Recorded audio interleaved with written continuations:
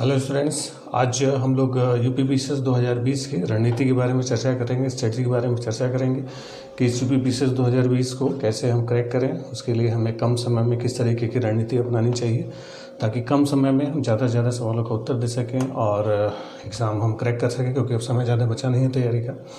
इसकी tentative date जो 21 जून की रखी गई है, हालांकि अभी कोरोना की वजह से लग रहा है कि टलेगा, लेकिन मुश्किल है थोड़ा सा, क्योंकि आयोग जैसे ही है कोरोना का इन्फेक्शन ख़त्म होगा, जब लॉकडाउन हटेगा तो आयोग इस तरफ आपने देखा इसी लॉकडाउन के दौरान ही नोटिफिकेशन इशू किया गया है।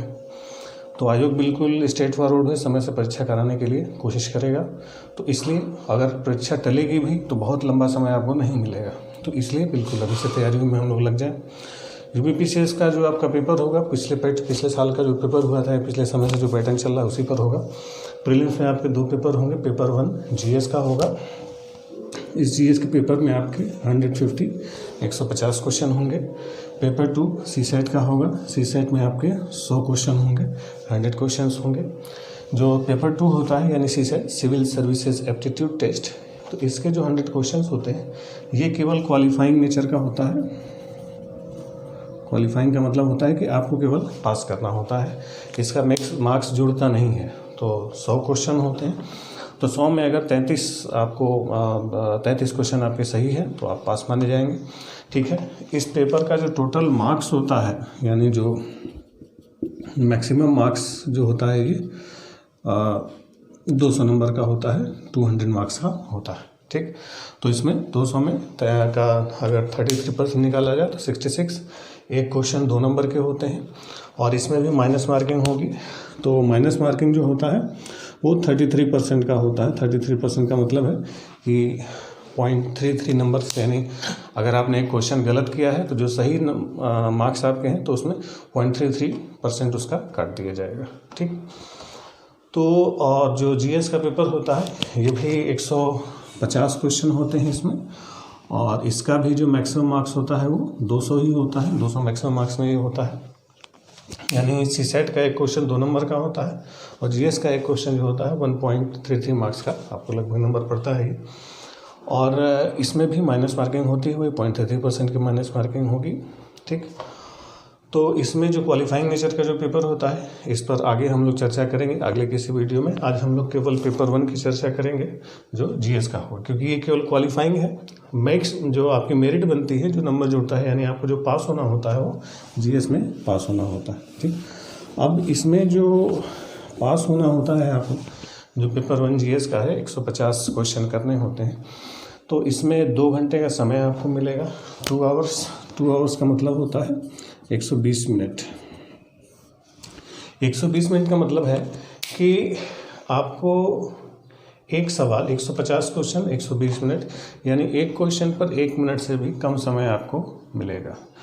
तो 1 मिनट से भी कम समय एक क्वेश्चन पर आपको मिलेगा, तो इसलिए आपकी रणनीति पहले से ऐसी होनी चाहिए कि कैसे आप अपने आप को तैयार करें कि 120 मिनट में 150 क्वेश्चन आप कर पाएँ, उसको सॉल्व कर पाएँ और उसको आंसर शीट में, जहाँ OMR शीट मिलती है, उसमें आप उसको फिल कर सकें।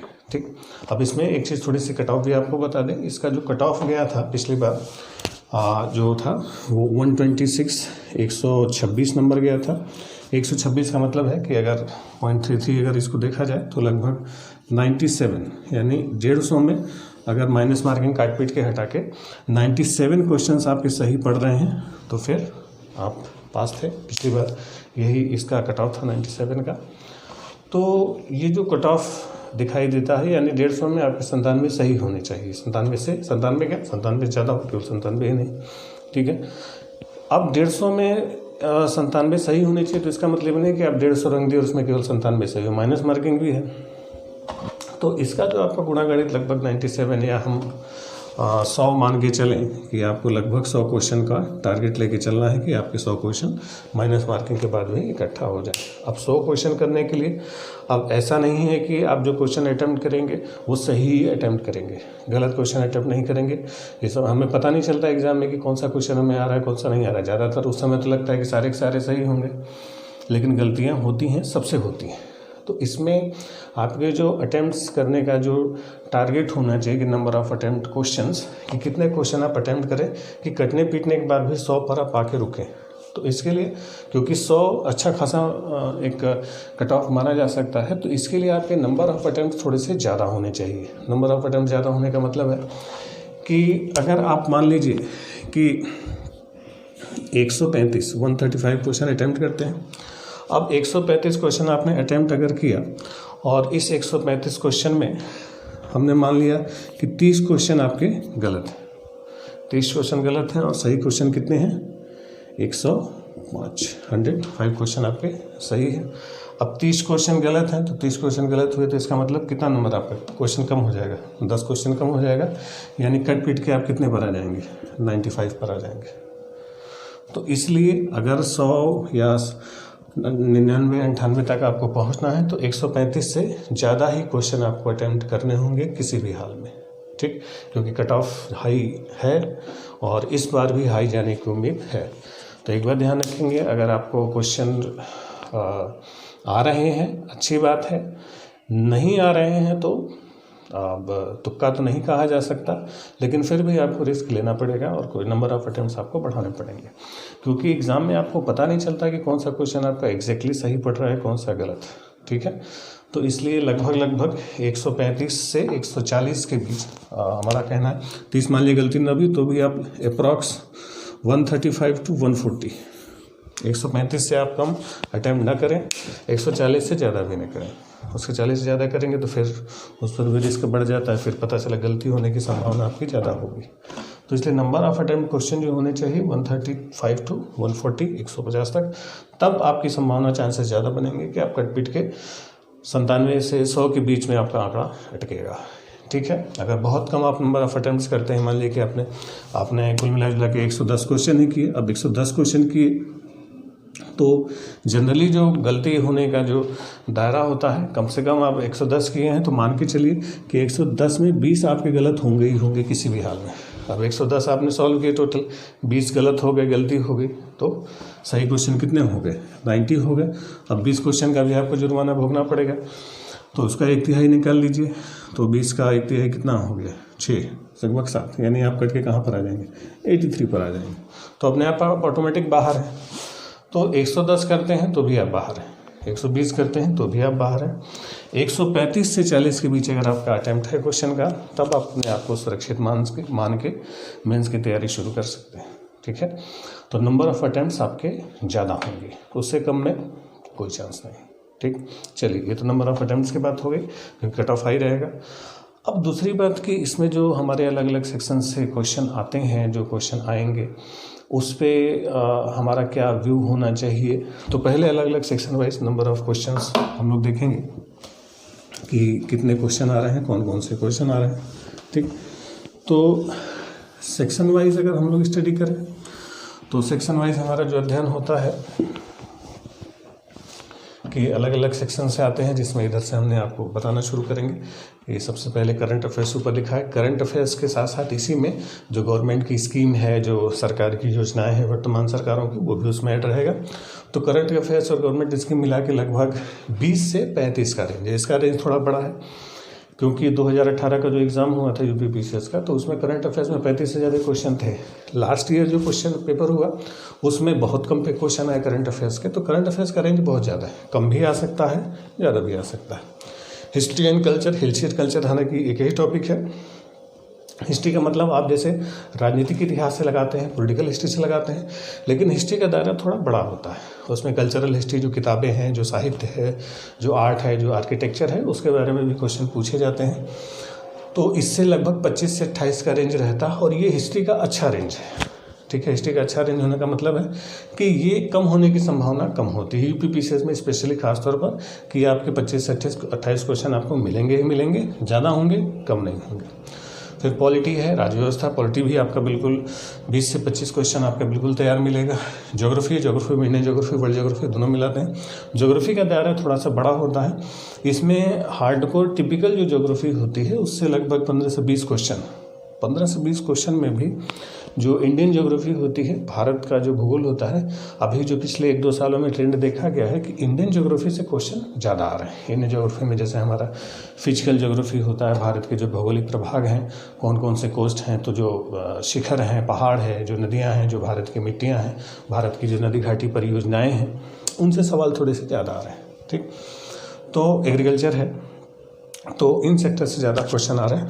वर्ल्ड ज्योग्राफी से क्वेश्चन आ रहे हैं, लेकिन उनका जो कंपेयर अगर आप करेंगे इंडियन ज्योग्राफी से, तो इंडियन ज्योग्राफी के कंपेयर में वर्ल्ड ज्योग्राफी से क्वेश्चन थोड़े कम आ रहे हैं।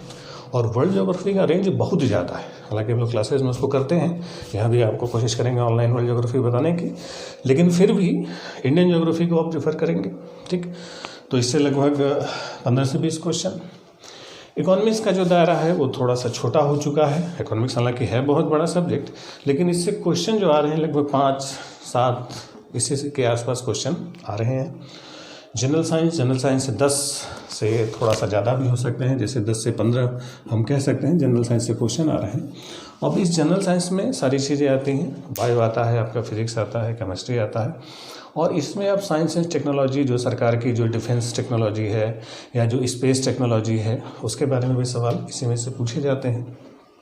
फिर यूपी में अलग से यूपी स्पेशल और सेंसस जनगणना, अब इसका क्वेश्चन 10 नंबर तो लिखा है, लेकिन पिछली बार ये मामला बिल्कुल 0 हो चुका था। तो लेकिन ऐसा नहीं है कि पिछली बार क्वेश्चन नहीं आया तो इस बार नहीं आएगा, ऐसा कुछ नहीं है, आ सकता है। तो इसको भी हम 10 नंबर दे के चलते हैं कि 10 क्वेश्चन इससे भी आएंगे। और एक बड़ा सेक्शन हमारा आता है इन्वायरमेंट और इकोलॉजी का। इन्वायरमेंट और इकोलॉजी का जो दायरा है, पहले आज से 5-6 साल पहले का आप पेपर उठा के देखेंगे तो उसमें क्वेश्चन कम आते थे, 4-5-6 क्वेश्चन आते थे इन्वायरमेंट इकोनॉमी से। लेकिन जब से जो फॉरेस्ट सर्विसेज जुड़ा है इसमें, जैसे जो फॉरेस्ट सर्विसेज के जो एग्ज़ाम आप अभी फॉर्म भरेंगे तो उसमें दोनों ऑप्शन आएगा कि फॉरेस्ट सर्विसेज का, वन सेवा का भी देना चाहते हैं। जो साइंस ग्रेजुएट होते हैं उनके लिए फॉरेस्ट जो सर्विसेज है, फॉरेस्ट अफसर का एग्ज़ाम होता है, वो साथ ही होता है। तो क्योंकि फॉरेस्ट सर्विसेज जो वन सेवा है और जो सिविल सर्विसेज है, दोनों का एग्ज़ाम एक साथ अब हो गया, प्रीलिम्स एक साथ हो गया, तो उनको भी थोड़ा वेटेज मिलना चाहिए। भाई वन वालों को तो ज़िंदगी भर वन में ही काम करना है, तो उनको भी थोड़ा सा खुश करने के लिए क्या किया गया कि अब इन्वायरमेंट और इकोलॉजी का सेक्शन थोड़ा सा बड़ा हो गया। ये तब से हुआ है जब से प्रीलिम्स एक साथ हो गया, पहले अलग अलग होता था तो इसका क्वेश्चन थोड़ा कम आता था। तो अब इन्वायरमेंट इकोनॉमी पहले हम लोग, इन्वायरमेंट इकोलॉजी पहले हम लोग ज्योग्राफी में ही पढ़ा करते थे, लेकिन अब जब से थोड़ा सा इसका रेंज बढ़ा है तो अलग से इसको हम लोग देखते हैं। अब ये कुल जो हमारे सामने जो सेक्शन आपको दिखाई दे रहा है, 4 इधर हैं, 8 सेक्शन हैं। अब इन 8 सेक्शंस में कौन कौन से सेक्शन पर हमें फोकस करना है, कौन कौन से पे नहीं करना। तो पहली बात कि जो पुराने स्टूडेंट्स हैं, जो लंबे समय से तैयारी कर रहे हैं, उन्हें तो सब पर फोकस करना चाहिए। आप इनकार नहीं कर सकते कि नहीं सर हम किसी पर कम करेंगे, किसी पर ज़्यादा करेंगे। लेकिन अगर आपके पास समय कम है, जो लोग अभी तैयारी शुरू किए हैं या जिनके पास समय बहुत कम है किसी भी कारण से, तो वो एक रणनीति के तहत कुछ क्षेत्रों पर जो है कि फोकस कम कर सकते हैं। कुछ क्षेत्रों पर फोकस कम करने का मतलब क्या होता है कि आप ऐसे क्षेत्रों पर फोकस करेंगे जिससे नंबर ऑफ क्वेश्चंस, यानी कुछ सवालों की संख्या ज़्यादा हो और वो आगे भी काम आए। आगे भी काम आने का मतलब है कि जब आप प्रीलिम्स पास करके मेंस में जाएंगे, तो प्रीलिम्स पास करके अगर मेंस में जब आप जाते हैं तो मेंस में भी जीएस होगा, उसमें 4 पेपर होंगे। यहाँ पर तो एक ही पेपर है, वहाँ पर मेंस में आपको 4 पेपर मिलेगा। तो अगर आपने प्रीलिम मेंस वाले को भी अगर ध्यान में रखा हुआ है तो ऐसे सेक्शन का चुनाव आप करेंगे प्रीलिम्स में जिस पर ज़्यादा फोकस करना हो, जो मेंस में भी आपके काम आ सके। ठीक है, ताकि क्योंकि पढ़ना ही है तो पढ़ना ही है तो उसको छोड़े क्यों। ठीक है, तो इस रणनीति के तहत आपको ध्यान देना होगा। ठीक, खासतौर पर जो हार्डकोर साइंस के स्टूडेंट हैं, जिनका बैकग्राउंड साइंस है, उनको लगता है कि सर हम साइंस ही ज़्यादा करें, बाकी हिस्ट्री को, पॉलिटी को हम कम कर दें, तो ये कहना थोड़ा सा मुश्किल है। क्योंकि प्रीलिम्स में तो हो सकता है आप काम चला लें, लेकिन मेंस में फिर आप फंस जाएंगे। तो इसलिए जो सेक्शन जीएस का जो मेंस के लिए इम्पॉर्टेंट होता है, उसको प्रीलिम्स पर ही आप अच्छे से फोकस करें। प्रीलिम्स पर अगर अच्छे से आपने पढ़ा है तो मेंस में उतना तकलीफ आपको नहीं होगा। ठीक, अब इसमें जैसे बात करते हैं हम लोग हिस्ट्री एंड कल्चर की, तो पहले करंट अफेयर्स की बात कर लेते हैं। करंट अफेयर्स जो हमारा होता है, तो करंट अफेयर्स का मतलब होता है एक साल में जो सारी घटनाएं हुई हैं। ध्यान रखें, लास्ट तक बच्चे पूछते हैं कि सर कहाँ तक पढ़ें, तो कहाँ तक पढ़ने का मतलब 1 साल। ठीक, एक साल वो भी हम बता रहे हैं, आयोग का कोई भरोसा नहीं हो सकता, एक साल से थोड़ा सा ज़्यादा पीछे भी चला है, लेकिन आप एक साल का अगर करंट अफेयर्स तैयार रखें हैं तो आप अपने आप को सुरक्षित सेफ कह सकते हैं।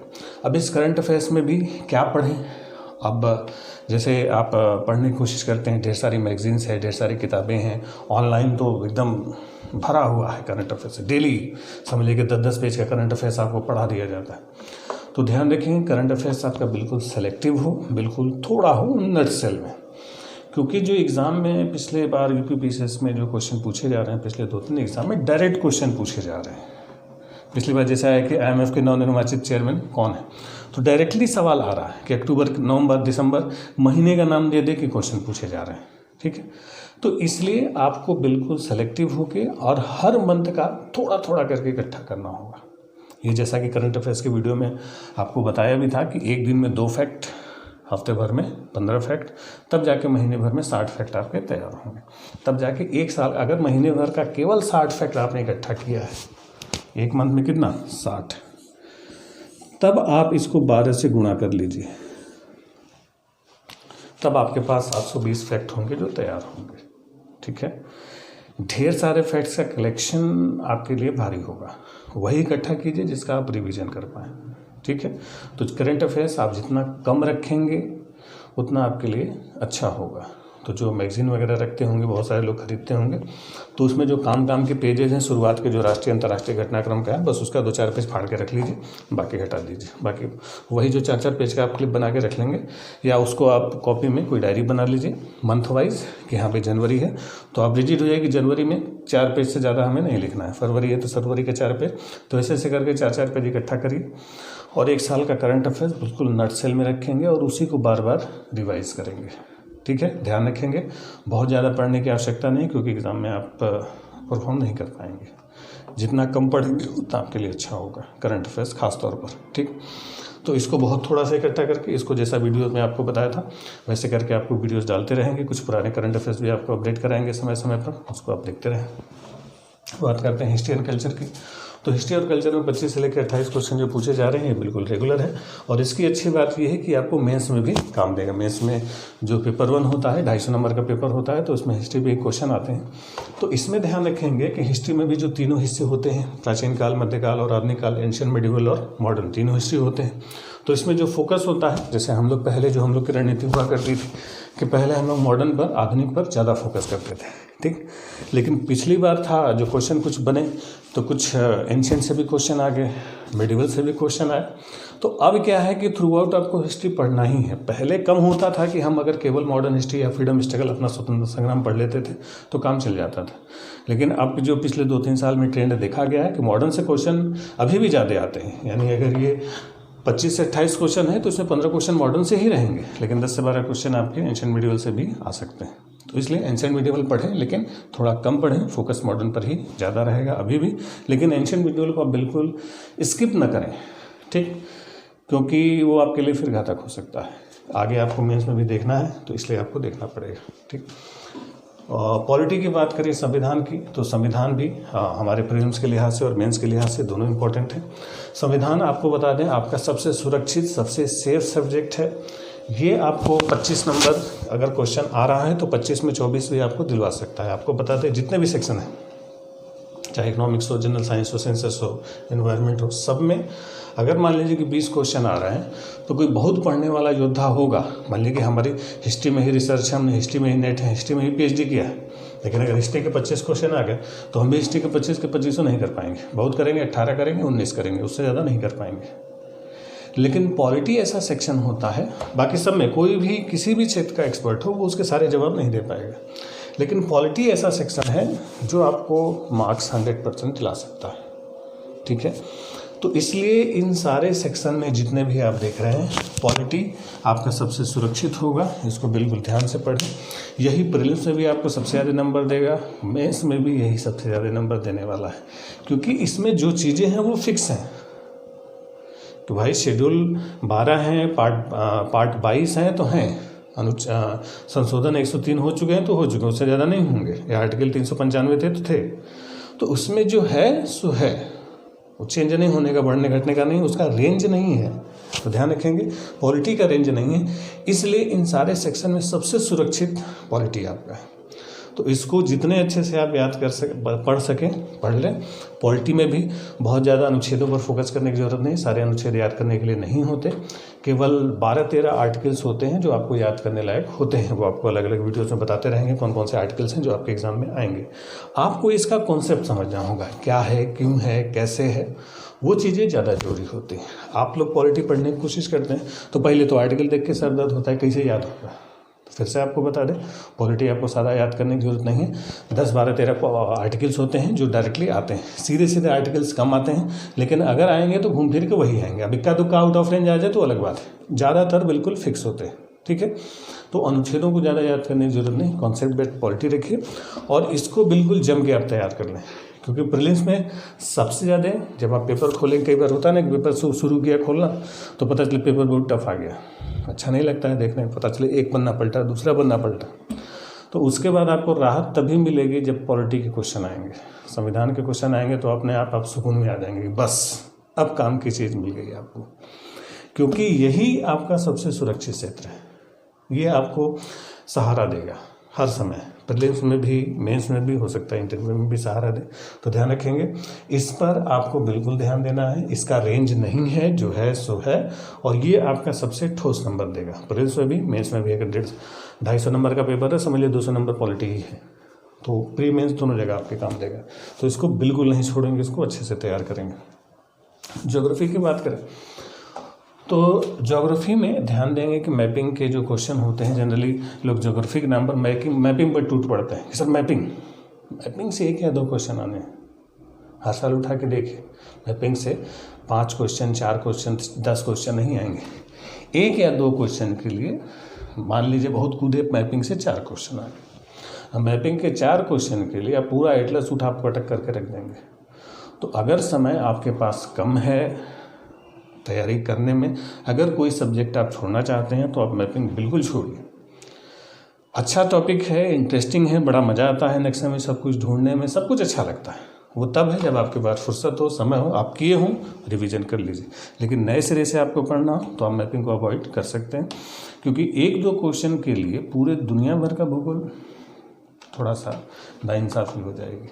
उससे अच्छा होगा आप इंडिया के भूगोल पर, भारत के भूगोल पर, स्पेशली जो इंडिया का फिजिकल सेटअप है, जो भौगोलिक प्रभाग है, हमारी जो तटरेखाएं हैं, जो अंतर्राष्ट्रीय सीमाएं हैं, जो हमारे सॉइल है, मिट्टी है, कृषि है, एग्रीकल्चर, ठीक, जो नदी घाटी परियोजनाएं हैं, इनसे ज़्यादा फोकस आ रहे हैं। और वर्तमान में आर्थिक भूगोल बहुत ज़्यादा सवाल पूछा रहा है भारत से, वर्ल्ड से भी क्वेश्चन आ रहे हैं। लेकिन अगर आपको ज्योग्राफी में कोई सेक्शन स्किप करना है तो आप वर्ल्ड ज्योग्राफी का सेक्शन अगर आप कम पढ़ते हैं, काम चल जाएगा।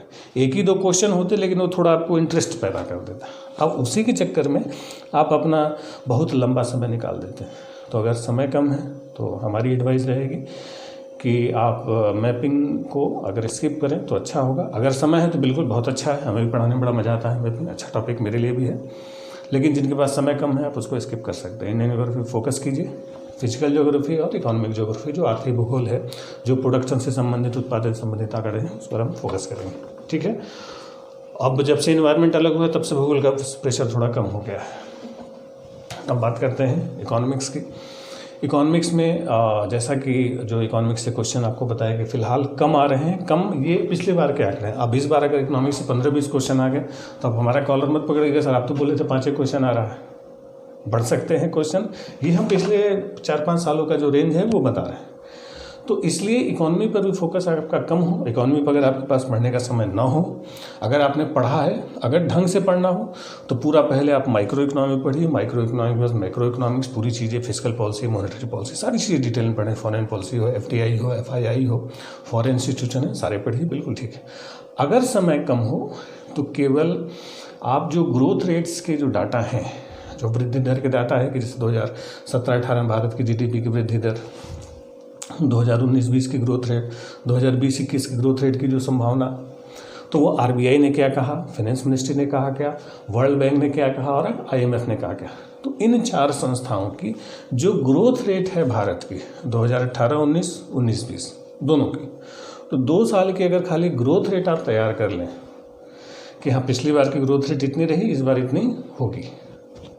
ठीक, किसका आरबीआई ने जो आंकड़ा दिया, जो हमारी फाइनेंस मिनिस्ट्री है आंकड़ा दे रही, वर्ल्ड बैंक क्या कह रही है, आईएमएफ क्या कह रही, बस। और बहुत हुआ तो नीति आयोग के आंकड़े, तो बस उससे भी अगर आप कम चला लें तो आ जाएगा। अब सीआरआर कितना है, एसएलआर कितना है, ये क्वेश्चन नहीं आने हैं। अब तक तो नहीं पूछा गया कि सीआरआर, अभी जैसे सीआरआर को, अरे जैसे एसएलआर वगैरह है, सीआरआर है, रेपो रेट है, उस पर काफ़ी सारे चेंजेस हुए हैं। अब आप करंट अफेयर्स के नाम में पूरा सीआरआर एसएलआर की लिस्ट कई सारे लोग तैयार कर लिए होंगे कि आरबीआई ने एसएलआर इतना कर दिया, रेपो इतना कर दिया, रिवर्स रेपो एकदम कम कर दिया, रेपो रेट घटा दिया, ये नहीं आएगा। ठीक है, तो जो ग्रोथ रेट के डाटा हैं केवल इकोनॉमिक्स से आपको यही देखने हैं, सारा नहीं देखना। जनरल साइंस से आपके 10 क्वेश्चन आ सकते हैं, 10 से 15 क्वेश्चन आ सकते हैं।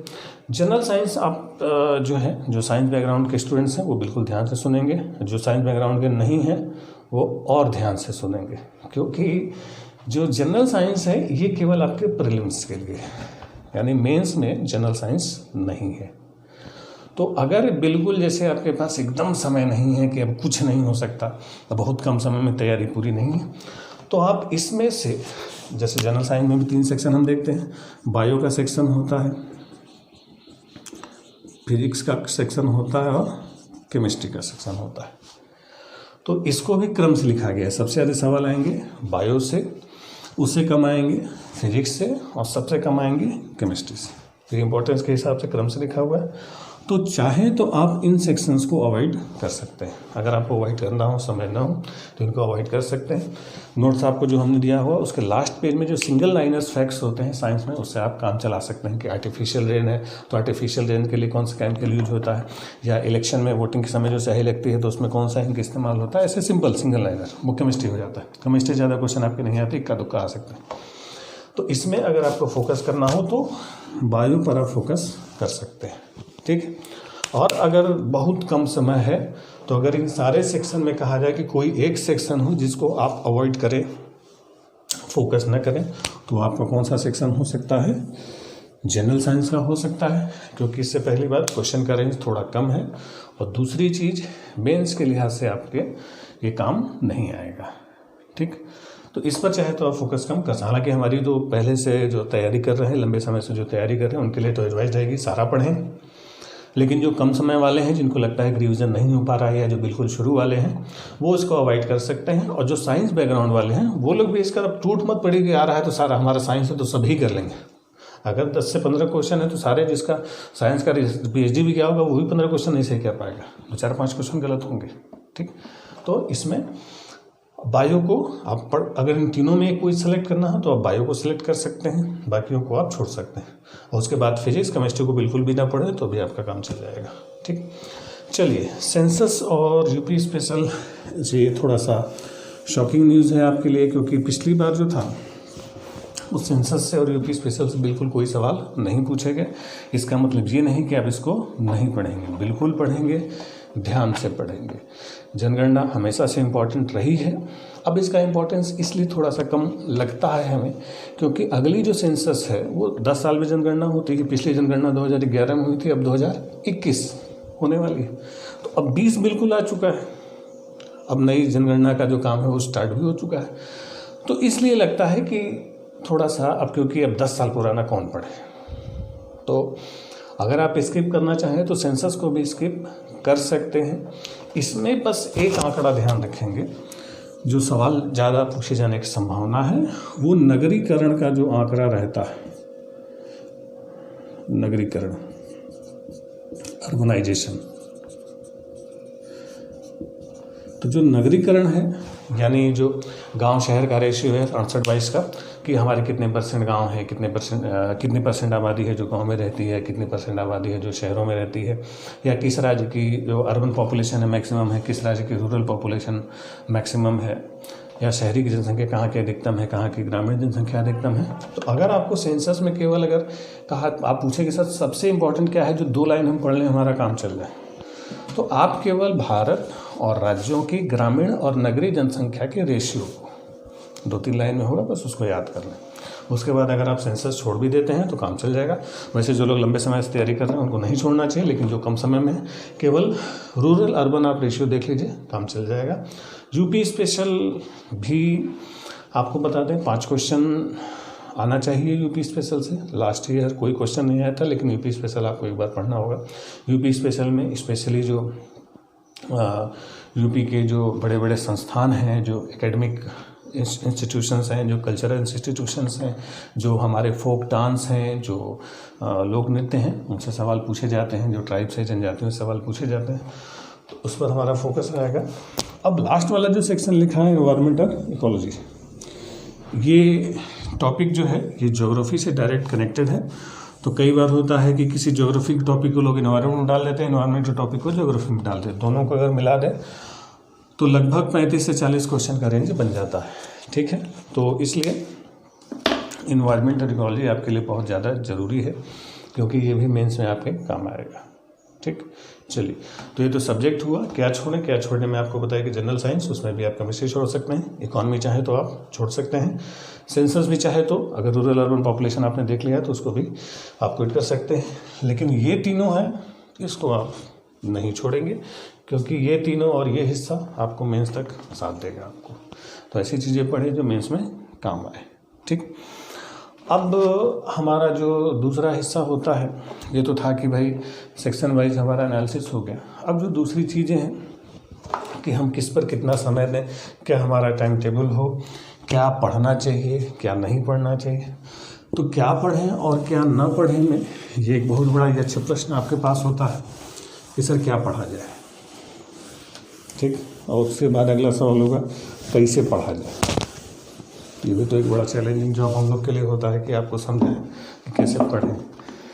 तो पहले क्या पढ़ें, तो क्या पढ़ें में अगर आपसे सवाल पूछें हम कि क्या सिविल सर्विसेज के लिए जो तैयारी करने के लिए मटेरियल है, आप बोलते हैं सर क्या पढ़ा जाए, मटेरियल की कमी है मार्केट में। आप जवाब देंगे नहीं सर मटेरियल तो बहुत ज़्यादा है, ऑनलाइन मैटर तो इतना ज़्यादा अवेलेबल है कि पूछिए मत।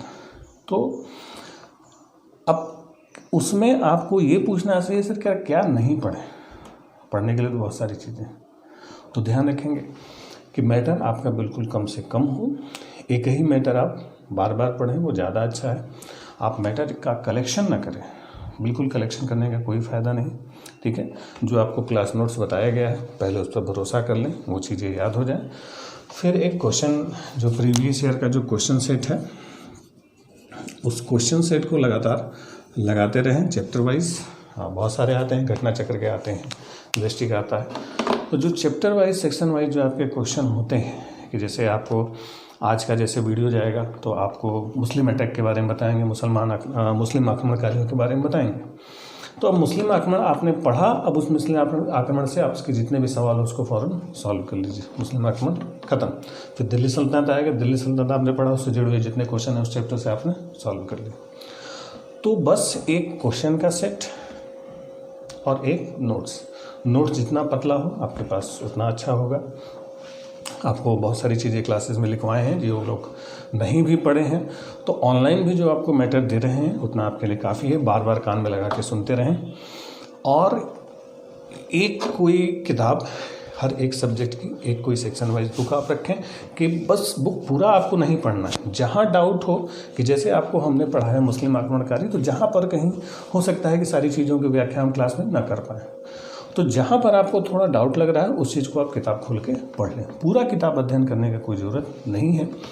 हिस्ट्री के लिए केवल एक मॉडर्न इंडिया की किताब आती है, बिपिन चंद्रा की आती है, स्वतंत्रता संग्राम फ्रीडम स्ट्रगल, उसको आप पढ़ सकते हैं क्योंकि वो बहुत अच्छी किताब है। उसमें फैक्ट्स कम है, आइडिया बहुत ज़्यादा है। फैक्ट हम आपको लिखवाएंगे, ऑनलाइन भी बताएंगे।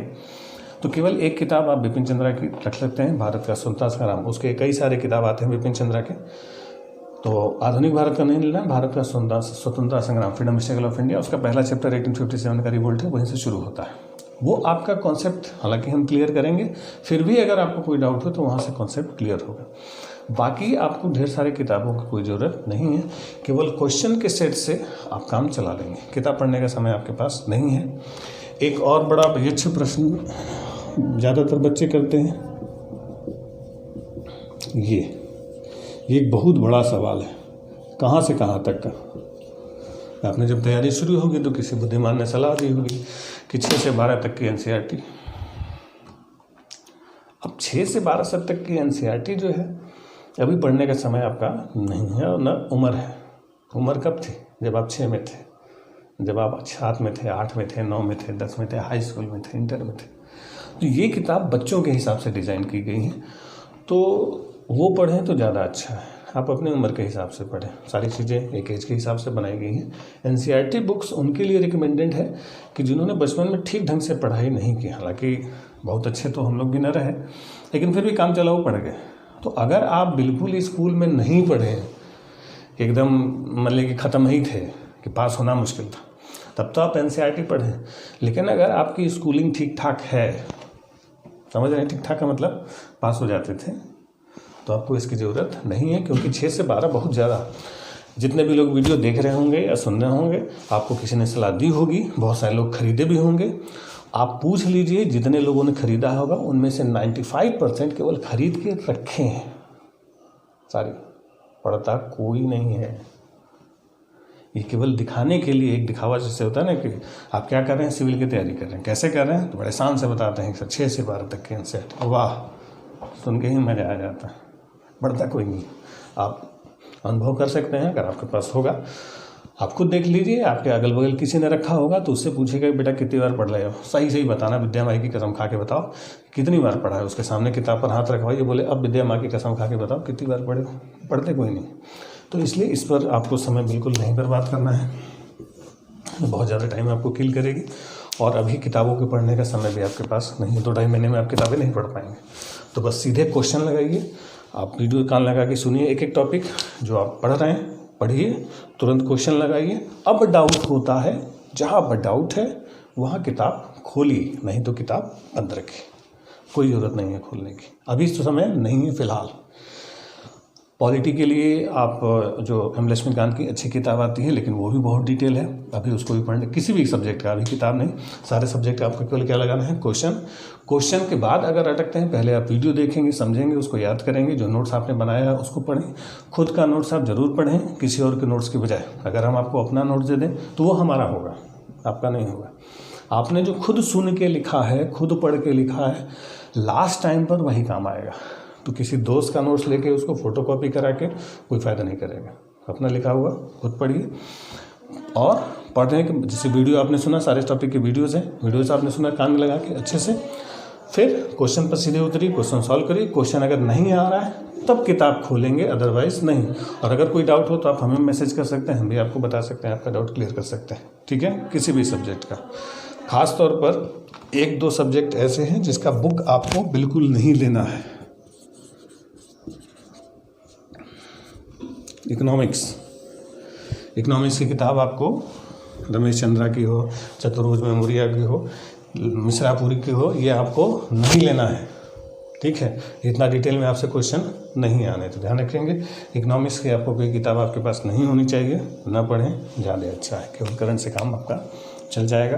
करंट की जो मैगज़ीन आपने रखा होगा पिछले साल भर का, उसका पन्ना फाड़िए, और जो शुरुआत की जो राष्ट्रीय अंतर्राष्ट्रीय घटनाक्रम वाला चैप्टर है, नेशनल इंटरनेशनल इवेंट्स, उसको फाड़ के बस उसको स्टेपल करके 2-2 पन्ना में इकट्ठा करते चले। करंट अफेयर्स हर महीने को 2 पेज में आप कंपाइल कीजिए, कंपाइल करके आप उसकी एक फाइल बना के रखिए, लास्ट टाइम बस रिवीजन कर लीजिए, ठीक है। तो फिर से आपको बता दें क्या पढ़ना है। किताबें आपको बस रखनी है जो काम की हैं, जैसे आपको बताया कि एक बिपिन चंद्रा की रख लेनी है किताब, बाकी ये लक्ष्मीकांत की रखनी है, बाकी भूगोल में एक महेश बनवाल किताब अच्छी आती है, वो भी ठीक ठाक है, और TMH पब्लिकेशन की ही इन्वायरमेंट और उसकी आती है इकोलॉजी किताब, वो भी अच्छी किताब है। चलिए, अब इसमें भी किताबें आपको केवल रखनी है, पहले क्वेश्चन लगाना है, उसके बाद डाउट हो तब आप किताब खोलें, पहले वीडियो सुने, फिर क्वेश्चन लगाएं, फिर नहीं समझ में आ रहा है तब आप किताब को खोल सकते हैं। खोलिए और फिर काम की चीज़ खत्म हो गई बंद कर दीजिए, सारी किताब पढ़ने का टाइम आपके पास नहीं है, ठीक। चलिए, तो ये तो हुई मटेरियल की। तो मटेरियल आपके पास बिल्कुल मिनिमम हो, कम से कम हो, जितना कम आप मैटर रखेंगे। अब इसमें जो आप पढ़ें, कितना पढ़ें सर, ये बड़ी समस्या है। तो पहली बात कि आपके पास एक बिल्कुल रेगुलर शेड्यूल होना चाहिए कि सुबह सुबह उठें 2 घंटा, 2 आवर्स आपने दिया करंट अफेयर्स को, क्योंकि करंट अफेयर्स आप ऐसा नहीं कि आज ही का करंट अफेयर्स आप 2 घंटे पढ़ रहे हैं, बिल्कुल नहीं, इस गलत फहमी मत रहिए। आज का करंट अफेयर्स आपका 5 मिनट में होना चाहिए, ठीक। बाकी 1 घंटा 55 मिनट पिछले 1 साल का आपको रिवीजन करना है, समझ गया। ऐसा नहीं कि 2 घंटे का मतलब है कि 2 घंटा आधी का पढ़ रहे हैं। सीधे जैसे अगर जून 2020 में एग्ज़ाम अगर होना है तो आपको करंट अफेयर्स जून 2019 से इकट्ठा करना होगा, ठीक। तो हर महीने के आप इकट्ठा करेंगे 2-2 पेज में, और इकट्ठा करना नहीं, पढ़ना, उसको लिखना, तब आप याद करेंगे। ध्यान रखें, फिर से आपको बता दें, जैसा करंट अफेयर्स में आप कूड़ा करकट इकट्ठा करते हैं ना, ऑनलाइन यहाँ से पढ़ लिया, थोड़ा वहाँ से पढ़ लिया, थोड़ा वो मैगजीन ले लिया, थोड़ा दोस्त से कुछ नहीं, एक कोई फैक्ट बनाइए, अपने जो दोस्त हैं, जो ग्रुप हैं, उनसे बस थोड़ा सा डिस्कस कर लीजिए। आपकी बोली, आपकी कही बात आपको याद रहेगी, और कम से कम जितना कम रखेंगे आपके लिए उतना अच्छा होगा। नहीं तो लास्ट तक भटकेंगे, अंतिम दिन तक पूछेंगे करंट अफेयर्स में क्या पढ़े, ठीक। फिर इसके बाद कोई एक सेक्शन होगा, एक सेक्शन पर आप 1 से 2 घंटे जितना आपको मुफीद लगता है उसको आप बिल्कुल रेगुलर स्टडी में रखें, ठीक है। यानी 2 घंटे ये, और लगभग 1 से 2 घंटे आपका रेगुलर स्टडी में कोई एक सेक्शन का मतलब है कि जो रेगुलर वाले का मतलब है हिस्ट्री है, तो पॉलिटी है, तो ज्योग्राफी है, इन्वायरमेंट है, ठीक है, आपका जो है कि जनरल साइंस है। इसको आपको एक एक करके 1 हफ्ते का समय बनाइए कि 1 हफ्ते में आपको हिस्ट्री तैयार करनी है। कि आज जैसे 22 अप्रैल है, तो 22 से लेके 29 अप्रैल तक आपका हिस्ट्री कंप्लीट हो जाना चाहिए। फिर 30 अप्रैल से लेके 6 मई तक आपका पॉलिटी कंप्लीट होना है, डेट डालिए बिल्कुल। फिर 7 मई से लेके 15 मई तक आपका ज्योग्राफी हो। वैसे करके डेट डालते हुए आप आगे बढ़ेंगे और एक चैप्टर शुरू करेंगे, जब तक एक ख़त्म नहीं होगा तब तक दूसरा स्टार्ट नहीं होगा। फिर इसके बाद शाम का 1 घंटा लीजिए, 1 आवर्स लीजिए। 1 आवर्स में जो आपने पढ़ा है बस उसको, सुबह आपने पढ़ा था शाम को बस रिवाइज कर लीजिए। समस्या आपकी यही कि आप बढ़ते चले जाते हैं। अब यहाँ से बढ़ते बढ़ते जब यहाँ पहुँचेंगे तो फिर यहाँ से शुरू करेंगे, तब तक जहाँ तक यहाँ तक पहुँचे तो पता चले ये वाला गायब होता करता है। गायब नहीं होने का मतलब है जो चीज़ सुबह पढ़ी है उसी को इवनिंग में 1 घंटा आप रिवाइज कर लीजिए बस, और कुछ नहीं करना है आपको। यानी 2 घंटा 2 घंटा 3 घंटा, यानी 4 से 5 घंटा आप अगर रेगुलर 2 महीने तक दे देते हैं तो आपके लिए ये टारगेट मुश्किल नहीं है। जिनके पास समय थोड़ा और लगता है कि सर ये कुछ ज़्यादा समय है, तो आप इसको थोड़ा और, इस करंट अफेयर्स को थोड़ा और कम कर सकते हैं। लेकिन ये वाला हिस्सा हो चाहे ना हो, रिवीजन 1 घंटे का अनिवार्य है। और रिवीजन तुरंत हो, जो सुबह पढ़ा और शाम को रिवाइज हो, अगले दिन फिर शाम को। और जब भी कॉपी खोलें आप पढ़ने के लिए या वीडियो खोलें, कई बार वीडियो से ही लोग डायरेक्ट रिवीजन करते हैं, कोई समस्या नहीं है, तो बिल्कुल A to Z चलें। ऐसा नहीं जैसे कॉपी आपने 10 चैप्टर रखा है, अब पहले 5 चैप्टर खोले तो सीधे 5 बार नहीं, चैप्टर खोलिए पहले पेज से, बस फटाफट पलटते चलिए ताकि वो दिखाई देता रहे। तो बार बार वो देखते चलेंगे तब आपको ध्यान रहेगा। तो जहाँ तक साइंटिफिक अगर मेमोरी की आपकी बात है, तो अगर एक चीज़ आप लगातार 4 बार 4 दिनों तक आप रिवाइज करते हैं तो वो आपकी मेमोरी में फीड हो जाएगा, ठीक है। तो बस 1-2 घंटा करंट अफेयर्स, 2 घंटा आपका, 1 से 2 घंटा जो आप सेक्शन चला रहे हैं रिवीजन करिए, पढ़िए, और वही चीज़ को शाम को रिवाइज कर लीजिए। इतना आपके लिए काफ़ी होगा। एग्ज़ाम के पहले बहुत ज़्यादा टेंशन लेने की ज़रूरत नहीं है। बीच में हो सकता है समय अगर फुर्सत हो आपके पास, सैटरडे संडे थोड़ा सा एक्स्ट्रा आप इस घंटे को बढ़ा सकते हैं। आप 5 से 6 घंटे भी कर सकते हैं, 7-8 घंटे भी कर सकते हैं, लेकिन उससे ज़्यादा करने की ज़रूरत नहीं है। ये आपको लगता है कि आप 8 घंटे पढ़ रहे हैं, 8 घंटे की पढ़ाई में आप पागल हो जाएंगे। इफ़ेक्टिव स्टडी अगर 2 घंटे की आप करते हैं तो उतना आपके लिए काफ़ी होगा। इफ़ेक्टिव का एक बार में, इफेक्टिव का मतलब होता है आप क्या होता है, किताब खोल देते हैं और किताब खोल के बैठ जाते हैं, फिर घड़ी देखते हैं, घंटा पुराते हैं। घंटा देख के घंटा पढ़ाई होती है, घंटा मत देखिए। इफेक्टिवली आपको जो समझ में आता है कि नहीं, दिमाग लगा के अगर आप पढ़ें तो आधे घंटे में आपका दिमाग थक जाएगा।